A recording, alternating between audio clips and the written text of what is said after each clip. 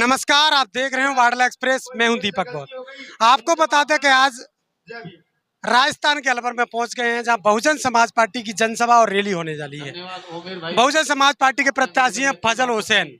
फजल हुसैन तिजारा विधानसभा से विधानसभा का चुनाव भी लड़ चुके हैं। आज हम बात कर रहे हैं उन युवा दल के, जो कि एक दल का क्या नाम है भाई साहब के? मेवात रक्षा दल। मेवात रक्षा दल के जो युवा साथी हैं, और लगातार राजस्थान में जो मेवात है वो एक बड़े स्तर पर मुस्लिम बाहुल्य क्षेत्र का माना जाता है। साथ ही साथ अब बहुजन समाज पार्टी के जो प्रत्याशी है उनके समर्थन में आज हम मंच पर मौजूद हैं। बात कर लेते हैं कि क्या कुछ रहेगा 2024 के चुनाव में। लोकसभा का यह चुनाव है, फजल हुसैन यह चुनाव लड़ रहे हैं और क्या कुछ होने वाला है। भाई साहब, सबसे पहले आपका परिचय जानना चाहूंगा। मेरा नाम अयूब खान, मेवात रक्षक दल अध्यक्ष संगठन। अध्यक्ष जी, किस प्रकार का इस बार 2024 के चुनाव में क्या क्या समर्थन करने जा रहे हैं आप? नहीं, हमें लग रहा है कि चौधरी फजल हुसैन को बहुत अच्छी वोटों से जिताएंगे और लोकसभा सदस्य बना के भेजेंगे।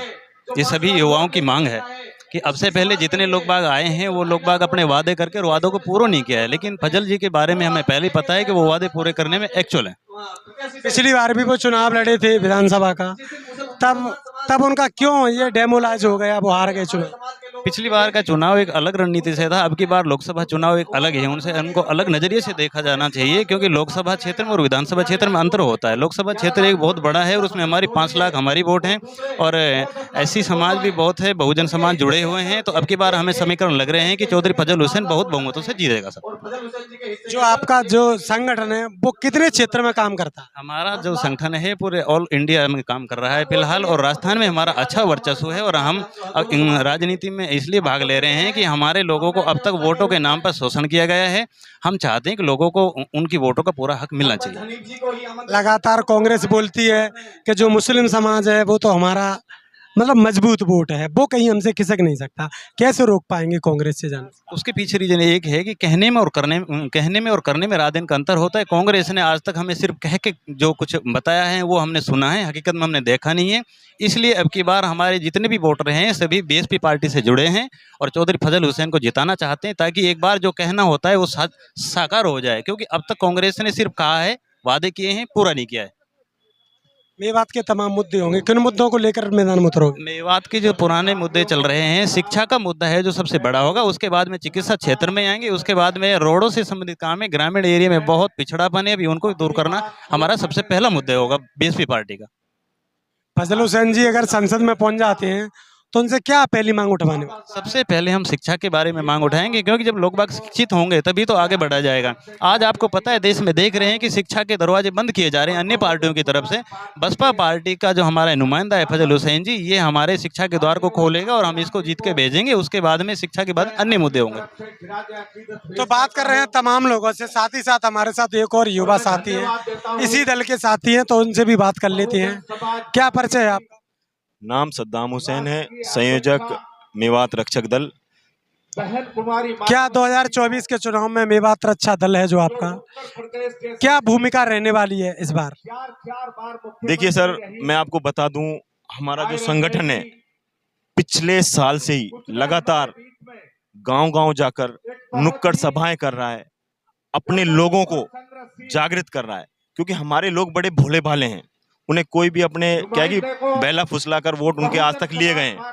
लेकिन मैं ये कहना चाहता हूं, अब जो नई पीढ़ी आ रही है वो एक पढ़ी लिखी है और अपना भविष्य जानती है कि उसको क्या करना है। तो मैं तो अब हमारे जो तमाम युवा साथी इस आपके चैनल के माध्यम से हमें देख रहे हैं, उनसे यही निवेदन करूंगा कि आने वाले समय में जो लोकसभा का चुनाव है और चौधरी फजल हुसैन साहब बीएसपी पार्टी से चुनाव लड़ रहे हैं, तो हम सभी को मिलकर 3600 बरादरी को मिलकर चौधरी फजल हुसैन साहब को संसद में भेजें, जिससे जो हमारे समाज, दलित समाज हो, चाहे खास तौर पर 2 ही समाज, दलित समाज हो चाहे मुस्लिम समाज हो, 2 ऐसे समाज हैं जो आज तक जिनका सिर्फ और सिर्फ मतलब यूज किया गया है, वोटों का इस्तेमाल किया गया है, और उनको उस लेवल पर जिस संख्या में हमारा जो क्या नाम है वोटर हैं, उस संख्या में ना तो हमको कभी लोकसभा में टिकट दिए गए।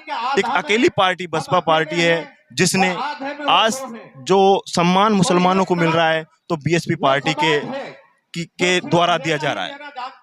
कांग्रेस लगातार कहती है कि जो मुस्लिम समाज का जो वोटर है, अल्पसंख्यक वोटर है, उसके लिए हमने बहुत सारा सम्मान दिया है, उनको टिकट भी देते हैं, उनको मंत्री भी बनाया है। क्या कुछ नया मुद्दा है कांग्रेस का? देखो, मैं कांग्रेस को भी आज तक देखते आए हैं, आप भी देख रहे हो। कांग्रेस पार्टी क्यों खत्म हो रही है? खत्म होने का एक कारण है उनका ऊपर का जो हाई कमान है अच्छा हो सकता है, लेकिन जो नीचे का जो तबका होता है पार्टी का, क्योंकि चैन चलती है, एक ब्लॉक स्तर से ही स्टेट जिला लेवल पर जो कमेटियां होती हैं, उनका जो लेवल है नीचे का, ना तो जनता से उनका डायरेक्ट जुड़ाव है कोई। जबकि आप इसी संबंध में अगर बीजेपी को उठा के देखें तो वास्तव में ही उनका ग्राउंड लेवल पर काम है, और अब वही काम बीएसपी पार्टी कर रही है। उनका भी वास्तव में जनता से डोर टू डोर मीटिंग करना, मिलना और हम जैसे युवाओं को मंच देना, ये बहुत बड़ी बात है अपने आप में। आज तक आप बताइए, हम जैसे युवाओं को कांग्रेस पार्टी, बीजेपी पार्टी, क्या ये तो बच्चे हैं। अरे बच्चे ही तो किसी दिन ये बड़े बनेंगे, ये भी विधायक बनेंगे, ये भी एमएलए सांसद बनेंगे। बच्चे से ही तो सब बड़ा होता है आदमी, जैसा जैसा सीखेगा वैसा वैसा वो बोलेगा और सुनेगा। मोदी की गारंटी से कैसे बच पाएगा? मोदी की गारंटी है 10 लाख लोगों को रोजगार देना, गाँव सड़क बनाना, 5 किलो राशन बांटना, बिजली फ्री देना, ये मोदी की गारंटी में। मोदी की गारंटी से कैसे बच पाए? देखिए सर, आपको मैं बता दूं, जो ये योजनाएं हैं ये पहले भी चलती आई हैं। कोई बीजेपी ने भी कोई अपनी तरफ से कोई अन्य योजना नहीं चलाई, चाहे कांग्रेस पार्टी रही हो। आप स्टेट लेवल पर ही देख लो कि यूपी में बहन कुमारी मायावती भी सरकार में रही है, तो उन्होंने भी जन कल्याणकारी योजनाएं चलाई हैं, लोगों को राशन दिया है, तो इसमें कोई नया नहीं है। जो आप एक बात बताओ, जो बड़े बड़े उद्योगपति हैं उनका तो कर्जा माफ कर दिया जाता है, और एक आम किसान का जब कर्जा माफ करने की बात आती है तो बजट नहीं होता है। आप मुझे बताइए ये कहाँ का न्याय है? एक आदमी का 10-10 हजार करोड़ का लोन माफ कर दिया जाता है, और अगर हम एक 2,000 लाख करोड़ रुपए ही सिर्फ किसानों के लिए 2,000 लाख करोड़ रुपए चाहिए, जिससे पूरे किसानों का जो क्या है, जो कि क्रेडिट कार्ड वगैरह जो ले रखे हैं वो माफ हो सकता है। आप मुझे बताइए, इतने इतने उद्योगपतियों जो पहले से ही अमीर हैं उनको तो पार्टियां और अमीर कर रही हैं, और जो एक गरीब आदमी है वो और गरीब होता जा रहा है। आप मुझे बताइए, पहले सिलेंडर कितने रुपए का मिलता था और अब सिलेंडर कितने का मिलता है? सब्सिडी इन्होंने खत्म कर दी। हाँ, मैं गहलोत की कुछ कार्यों की तारीफ करूंगा कि उन्होंने बहुत अच्छे कार्य किए हैं, लेकिन वो पावर में नहीं आ पाए। तो मैं तो अब यही उम्मीद करूंगा, हमारे लिए एक जो क्या नाम है एक पार्टी बची है वो बीएसपी पार्टी है, जिसमें हमें आत्मसम्मान भी मिलेगा, और जो हमारे कार्य हैं 75 सालों में जितना हम पिछड़े हैं, तो इंशाल्लाह मुझे उम्मीद है कि ये पार्टी हमें उस ट्रैक पर ला देगी कि हम अपना अच्छा बुरा और अपने फैसले खुद ले सकते हैं। और आपको और बताना चाहूंगा, मैं आज जो भी मंच पे चाहे कोई भाषण दे रहा है अपना, इसमें सबसे महत्वपूर्ण जो देश को बनाने में जो सबसे महत्वपूर्ण भूमिका रही है वो बाबा साहेब अंबेडकर की रही है। अगर संविधान ना होता, ना तो धर्म की स्वतंत्रता होती, ना बोलने की स्वतंत्रता होती, ना चलने की स्वतंत्रता होती, तो मैं सबसे बाबा साहब जहां भी हैं तो ऐसे आदमी तो पैदा होने वाले नहीं है, लेकिन अगर हम उनका कुछ % कार्य भी कर लेते हैं तो हम अपने आप को बहुत आत्मसम्मानित महसूस करेंगे। तो मैं तो आपसे, आपके चैनल के माध्यम से अपने युवा साथियों को यही कहना चाहूंगा कि आने वाले 19 अप्रैल को जो लोकसभा के हमारे प्रत्याशी हैं चौधरी फजल साहब, उनको वोट दें और विजयी बनाएं। बहुजन समाज पार्टी ने उत्तर प्रदेश के अंदर भी सामान्य सीटों पर अभी तक के टिकटों में 50% जो टिकट है वो मुस्लिम समाज को दिया है, और एक तरफ वहाँ समाजवादी पार्टी है। तो भाई समाजवादी पार्टी के तमाम मुद्दे लोगों ने देखे, मुस्लिम समाज अभी इस बार एक और बात उनके सामने चल रही है, जब भी कोई सभासद का प्रत्याशी आया है तो उन्होंने मुस्लिम प्रत्याशी को नहीं बनाकर भेजा है, इसलिए सभा से वहाँ पर टूट गया है। और बसपा ने जो 50% वोट दिया है, जो टिकट दिया है, उस पर क्या कहेंगे आप? इस बार बसपा को एक तरफा वोट कर पाएंगे क्या? देखो, मैं तो यही कहूंगा, बहन कुमारी मायावती ने मैंने आपसे एक बात पहले भी बोल दी कि हमें जो आत्मसम्मान दिया है वो बीएसपी पार्टी ने दिया है। आप मुझे बता दीजिए अलवर लोकसभा का इतिहास उठा के देखो कि कितने मुस्लिम प्रत्याशियों को आज तक लोकसभा का जो है टिकट दिया गया है। तो आप मुझे बताइए, सिर्फ इन्होंने, चाहे दलित हो, आप दलित का उठा के देख लीजिए, दलितों को कितने परसेंट जो है टिकट दिए। अब यूपी में मैंने कहीं न्यूज चैनल पे देखा था कि 60 टिकट जो अब तक माननीय बहन कुमारी मायावती ने दिए हैं, उसमें से 60 टिकट जो है मुस्लिम्स को दिए हैं।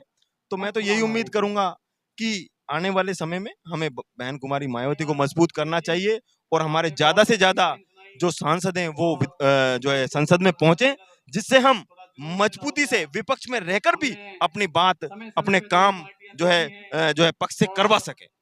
क्या अपील करना चाहोगे खासकर मुस्लिम समाज के युवा साथियों से 2024 लोकसभा चुनाव के? मैं देखो यही उम्मीद करूंगा अपने युवा साथियों से, जो भी भाई हमें लास्ट ईयर से, क्योंकि हमने राजनीति में कभी इंटरेस्ट नहीं दिखाया, लेकिन जैसे जैसे समय बीता है तो हम भी सक्रिय होते गए हैं। तो मैं तो अपने युवा साथियों से, भाई का जो चैनल है, क्या चैनल नाम है, बादल एक्सप्रेस के माध्यम से यही कहना चाहूंगा कि आप जो मीडिया है वो सबसे बड़ा जो है स्तंभ होता है, जो एक आम आदमी को भी खास बना देती है, जो सामान्य आदमी को खास बना देती है, एक हीरो बना देती है। क्योंकि आप किसी को उठाकर देखो, सबसे महत्वपूर्ण योगदान मीडिया कर्मियों का रहा है। तो मैं तो आपको बहुत बहुत धन्यवाद देता हूं कि आप जो है हम जैसे युवाओं का इंटरव्यू लेते हैं और हमारे पक्ष को सुनते हैं। तो मैं अपने युवा साथियों से इस चैनल के माध्यम से यही अपील करूंगा, हाथ जोड़कर, कि आप लोग अब की बार एक मुश्त बहुजन समाजवादी पार्टी को आने वाली 19 तारीख को जो है वोट दें और चौधरी फजल हुसैन साहब को विजयी बनाएं। और बात बता दूं मैं, चौधरी फजल हुसैन साहब का कि जो है वालिद साहब थे तैयब जी, एकमात्र लीडर हैं इंडिया के अंदर जो 3 स्टेटों के मंत्री रहे हैं, पंजाब, उसके बाद हरियाणा, उसके बाद राजस्थान से कामा से। तो एकमात्र जो कई बार क्वेश्चन भी पूछे गए हैं, चाहे केबीसी हो, अमिताभ का जो एक चैनल वो आता है, क्या नाम है, केबीसी के नाम से एक शो आता है, उसमें भी ये क्वेश्चन पूछा गया है और एक जर्नल पेपरों में भी एक बहुत बार क्वेश्चन पूछा गया है। तो ये तो वो खानदान से आते हैं, तो हमें तो इन लोगों का साथ देना चाहिए और अब की बार फजल हुसैन साहब को जो है संसद में हमें पहुंचाना है। यही हमारा प्रणय है और यही युवा साथियों से हमारा अपील है अब की बार। राजस्थान की अगर बात करें खासकर, तो चाहे दलित हो चाहे मुस्लिम हो, लगातार दोनों ही सरकारों में बराबर अन्य अत्याचार होता रहा है। क्या इस चुनाव में मुद्दा बन पाएगा ये? देखो, जो भी समझदार और पढ़ा लिखा है, अब जैसे हम समझते हैं, पढ़े लिखे हैं, तो हमें अच्छा बुरा पता है। अब कौम ये नहीं कि किसी के पीछे पीछे चल दें, ऐसा होने वाला नहीं है। अब हम अपना अच्छा समझते हैं, बुरा समझते हैं कि हमें इनको चुनना है।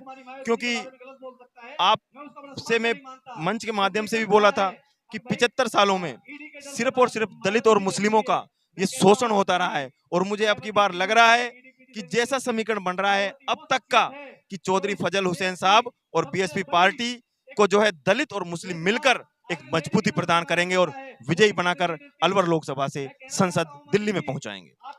चलिए, तो लगातार बने रहिए हमारे साथ मेवात रक्षक दल के युवा साथी हैं और उन्होंने आने वाले 2024 के चुनाव में बसपा के फजल हुसैन को जिताने के लिए अपनी कमर कस ली है। तो लगातार बने रहिए हमारे साथ, यूट्यूब पर, फेसबुक पर और इंस्टाग्राम पर भी हमें देख सकते हैं। तो देखते रहिए वार्ला एक्सप्रेस। मैं हूं दीपक, बहुत बहुत धन्यवाद।